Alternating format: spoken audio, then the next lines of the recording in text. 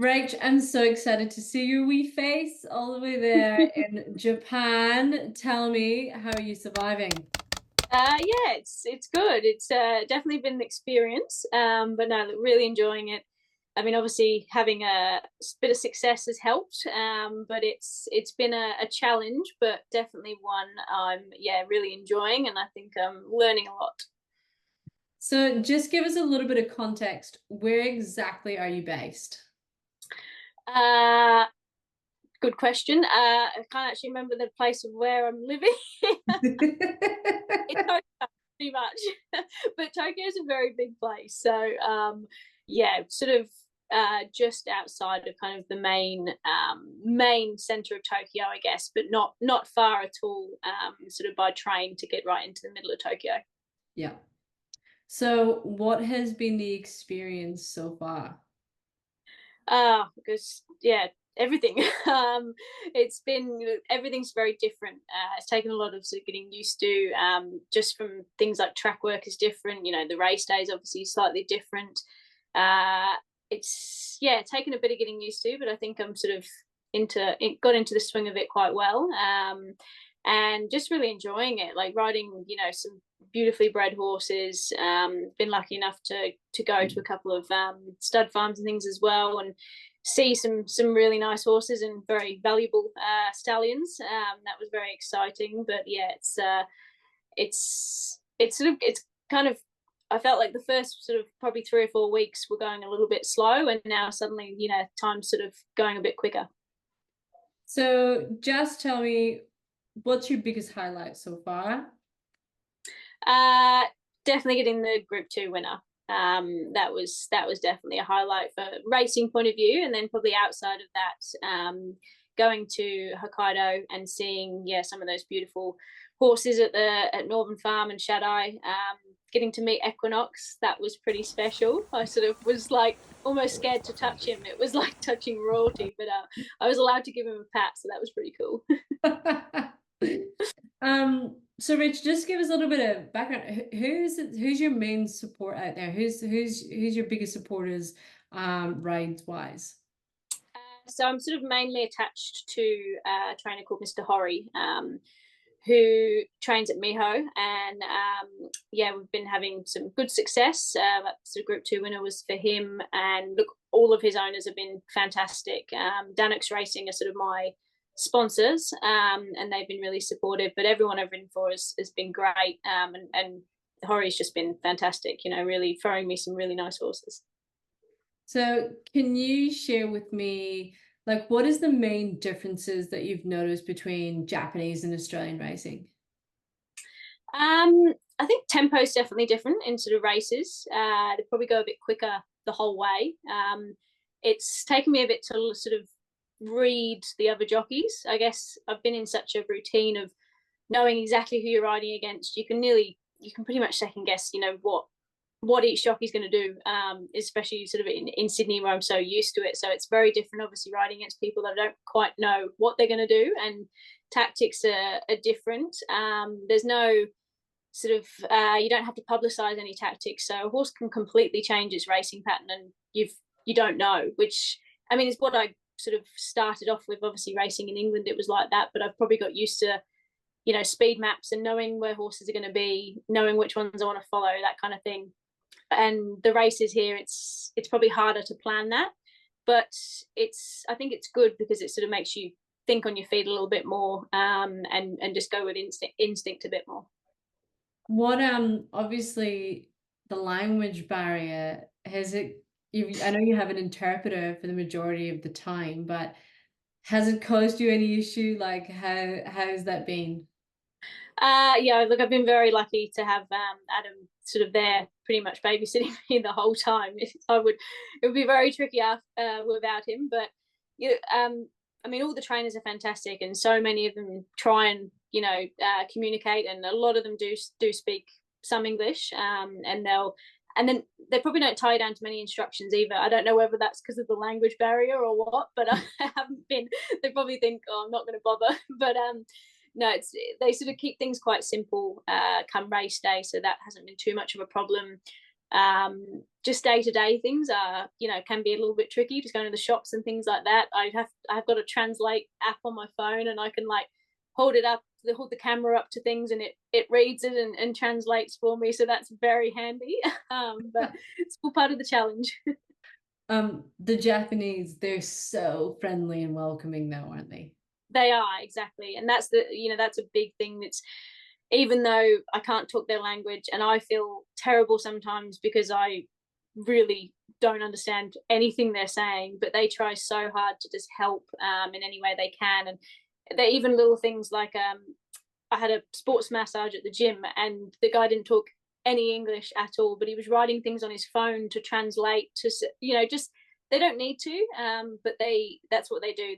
They really, they want to make you feel welcome, even though it is tricky, but everyone goes out of their way to really welcome you and make it as easy as possible.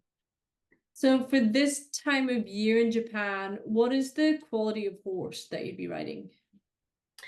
They probably, I think they kind of maybe slow down a touch just after Christmas, but it's definitely building up again now. I mean, they've got horses going off to sort of Saudi for the cup there, and Dubai, and then obviously coming over to Australia as well for our carnivals. So definitely that quality is there, and I think we've got a Group One coming up the end of February, so that'll be interesting to see some Group One horses. But yeah, just like, even I know I've got a few coming up for Hori that are good quality horses that are going to be, running in nice races and things. So I think the quality doesn't ever really drop too much. They're just nice horses all year round. What surfaces are you racing on primarily? A lot of dirt. They actually have more dirt than turf, which I didn't realize. They are slight. I think it's. I'm not actually sure the percentage, but it's definitely more dirt than turf races. So the dirt's taken a bit of getting used to. Just again, like tempo and rhythm and things like that. It's all slightly different, but it's been good to learn. And then yeah, obviously still some turf races as well. We had one day when it absolutely poured down with rain, and it was pretty heavy. It was I couldn't see a lot. It was that was another experience. But yeah, and even like riding on the dirt when it's wet, it's actually faster, which sounds bizarre, but it's like they just sort of gallop across the top of it. So it's yeah, a little bit sort of alien to start with, but I'm getting used to it. Oh, amazing. And then what racetracks have you been to, and what's sort of your favorite so far? So just been at the two so far. Started at Nakayama for a few weeks there, and then now moved to Tokyo. And they're very different. In Nakayama, sort of a smaller track, right-handed, a little bit sharper, not a sort of long run in. And then Tokyo is a big left-handed track. It's a very long straight, as I found out my first weekend there. I kept running second, so it's a long way home. But it's actually a really it's quite a steep incline the whole way from sort of the home corner to the winning post. So it's tough. You've got to be quite patient. It's tough on the horses. You can see why it's one of their sort of their main tracks. But both have been fantastic tracks to ride around. Is there many other international jockeys out there at the moment? There's, I think, four altogether. So with sort of me at the meetings that I've been at, I've had Richard Kingscote from England, and Renee, who is from Germany. And then I think there's another French jockey who's sort of been riding at some different tracks who I haven't met. So there's just been the four of us. Yeah, great. And like usually in Sydney or in Australia, when you guys go down to the barriers, you're able to have a chat amongst yourselves. Are you getting much of that? Is there much that you can speak to with your opponents of how they're feeling or how their horses are or anything like that? Probably not as detailed conversations between sort of myself, Richard, and Renee. Like we can have a little bit of a talk, and that's quite nice. Just having someone that you can have a conversation with. But the Japanese jockeys are the same. They putting so much effort in. They try really hard to talk and have conversations. And actually, there's a number of them that their English is really good. So it's nice. They again make an effort. Just the sort of that Japanese culture. They're very friendly. Did they do anything different at the gates, down at the barriers or anything? They get down there very early, very early. So you're walking around Okay. for a long time before. But it's funny, they get there early, and then they have these little kind of shelters that you walk around underneath. So you're out of the weather kind of thing. And it's amazing. The horses just get there. They know where to go. They go under these little shelters. They just walk around like riding ponies. They just walk around sort of nose to tail, and they're quite, majority are quite relaxed. And then head over to the gates. You sort of walk around for another few minutes there. It's quite a long process, but then the actual loading process is very fast. And the second the last one's in and the barrier attendant's out the way, the gates are open. It's very quick. Oh, oh. No one waits for anyone. You've got to just really be ready and on the ball. Yeah, great. They're very efficient, the Japanese. Yes. What has there been any sort of cultural or traditional aspects of racing that you were unaware of until you got there? I think most things are fairly sort of normal in the racing world, I guess. They're very after every winner they do a sort of presentation, like a little winner's ceremony, and you have to sign the number cloth from your horse, and then go out and sort of have pictures and stuff, and the owner she gets to take that home. So every single winner that an owner has, they get presented with the number cloth and the jockey signature on it, which I think is quite cool. They always get something, so that's something that's a little bit different. Yeah, great. What goals have you got for your last? So how many weeks have you got left in Japan? I think I've got 5 weekends left, including this one coming yet. And what is your main strategy? What's your goals for your last 5 weeks? Just more winners. If I can get a winner sort of every weekend, I'd be really happy.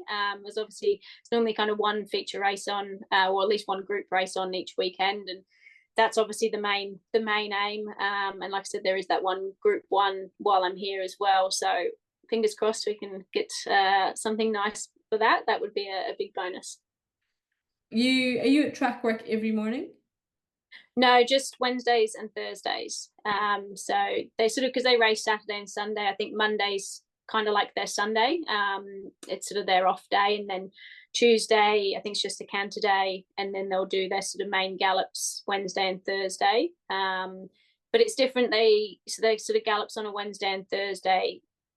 They won't be having their last piece of work for that weekend coming up. It'll be like the following weekend. So they sort of do their main bit a week and a half out from the race. Okay. And what is what things do you quite like, or things that are notably different at track work compared to at home? I find like this, well, especially the track work for Mr. Horry, it's all very relaxed. It's all very much like keeping the horses relaxed. Look, his horses are impeccably behaved majority of the time, and it's something I think he's definitely a perfectionist in what he does, and it shows in his horses. Nothing goes unnoticed, and I love the way the track work riders are so passionate about their horses. Like I jump on and go and gallop the horse, but I get on, I go for a trot, make sure it feels okay. Literally have to give feedback on just trotting around the trotting ring, and then they do sort of a little warm up, feedback again, and then the gallop. And even it's obviously feedback for the trainer, but even like I have to give a full rundown to the track work rider, and they want to know every little detail because they're riding that horse every single day. They know it inside out, so they want to make sure everything's perfect come race day. So I like that, and how much care and attention they really show for their horses. And does Adam come to track work with you as well?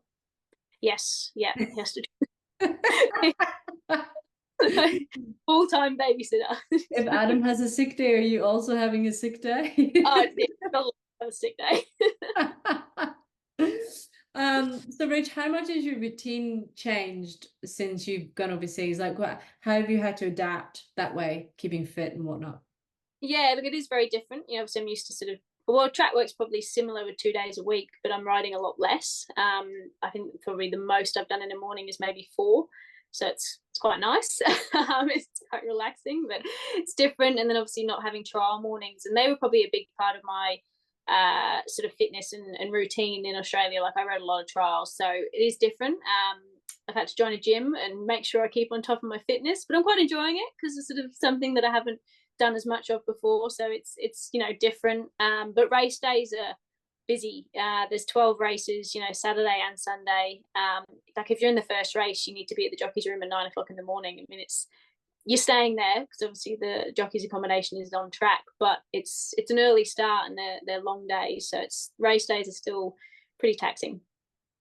What about your culinary experiences? How has the food been?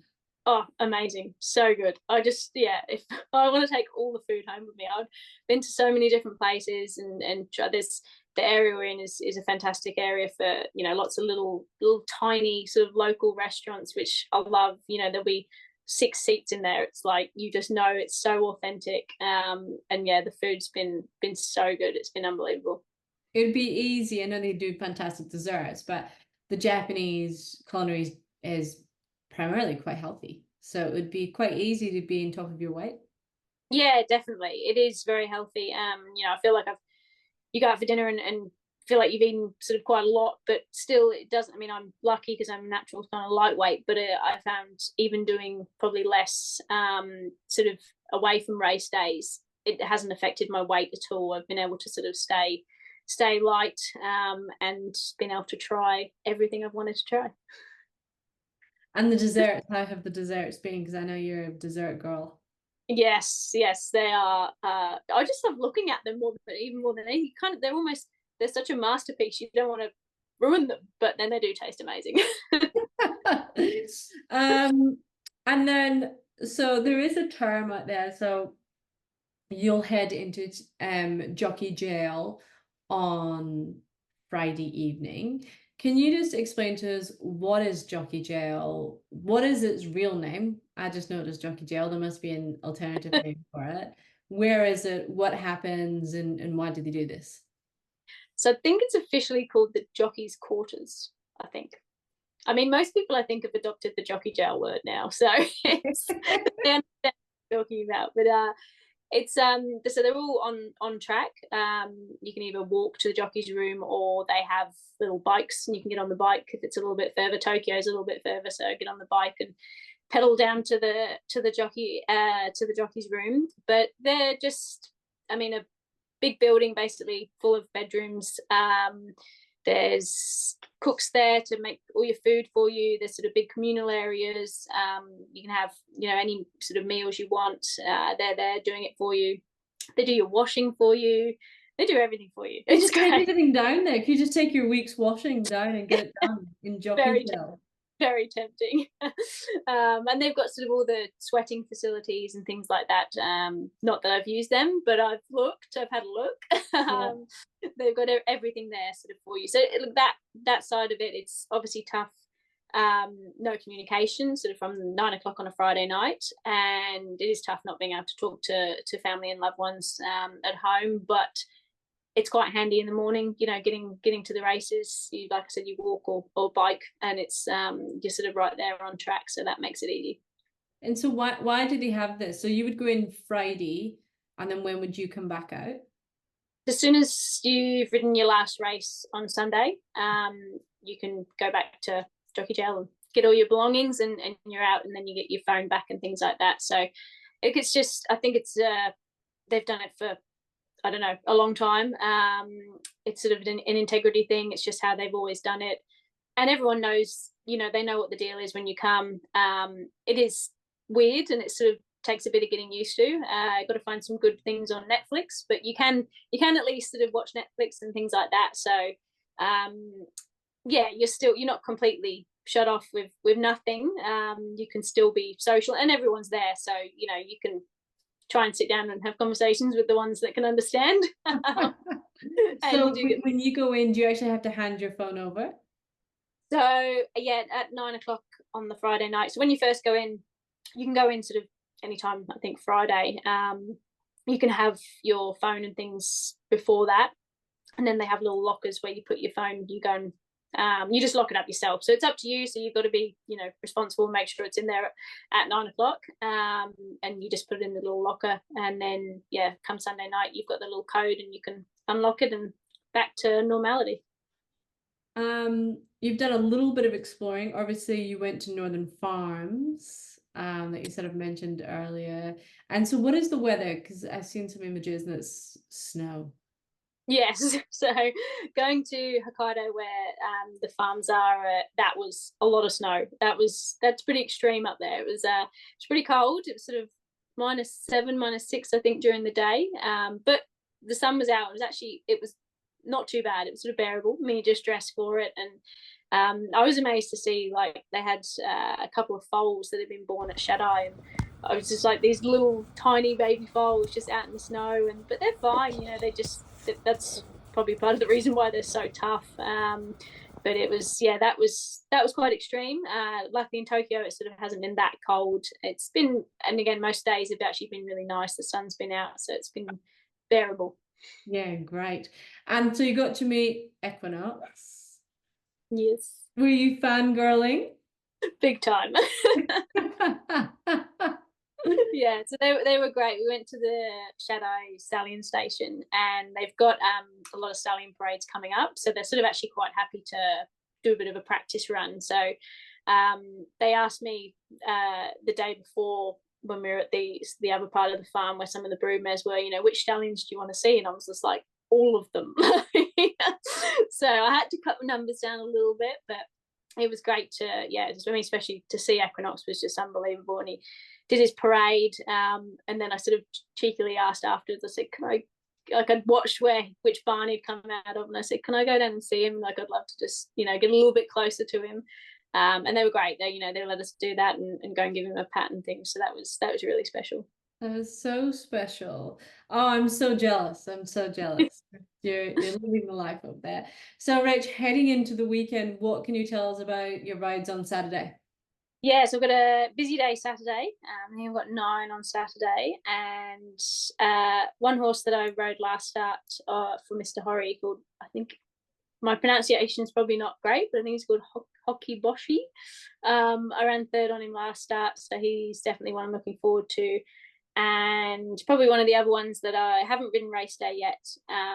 Another one for Mr. Horry later on in the day called Struve. He galloped well last time I rode him. So they're sort of two that I know quite well. And then a number of others, obviously, for different trainers that have been very supportive. And then a slightly lighter day on Sunday with just 3 later on in the day, but one in the group race. So that'll be nice. Oh, that'll be nice. Okay, so we're cheering for you. And so Mr. Horry is obviously supporting you, and then you've got a few other supporters for this weekend as well. Yeah, there's a number of trainers that have been, sort of giving me rides right from the start, and had a little bit of luck here and there, and everyone's tried to, continue with that. And they've all been, like I said, super friendly, super nice. Been able to ride a little bit of track work for other people as well, so that obviously helps with rides going forward. Yeah, great. And then for them, obviously we know that they don't have jockey agents out there. So do they book that through you, or is Adam assisting you with that? They do have jockey agents. I think it's Hong Kong. They don't, but they do have them here. So Adam's not actually my agent as well, because they're not allowed to do both. They're not allowed to be agent and interpreter. So I have a separate guy that does that, who I haven't even met. I think he's coming to the races actually this weekend. He doesn't live sort of around the Tokyo area, but I think he's coming this weekend. So it'll be nice to be able to meet him. But yeah, just sort of he liaises. I mean, obviously mainly with Horry to start with, and then other trainers as well that I've been riding for. Yeah, amazing. This is so much fun. I'm so excited for you. And I mean, I just imagine being out there and experience all these different experiences, you'd be able to make some great contacts sort of going forward. And being able just to have, I don't know, I feel like you're doing such a good job in this international realm, and I'd love to see this grow for you. But I think this is a really great place for you to be making your own. Yeah, definitely. Like I do feel like Japan's definitely one of those places where as you've seen sort of in the past with previous jockeys that have been here, when you can make that connection, have a bit of luck for someone, they're very loyal. And they're not afraid to travel their horses. I mean, they've got a number of horses, for nominated to go to sort of Saudi, Dubai, Qatar, and then obviously then coming to the sort of Sydney and Melbourne as well. So they're not afraid, to take them places. And like I said, they are loyal. So if you put your hand up to sort of want to either travel with them, or when they come to home to Sydney, I think there's definitely connections that have been made that will hopefully stand me well for the future. Exciting. Rach, you've absolutely nailed it since you've arrived. You've managed to get a few on the board. You've got some black type on the board. Long may it continue, and I wish you the best of luck for this weekend. Thank you very much.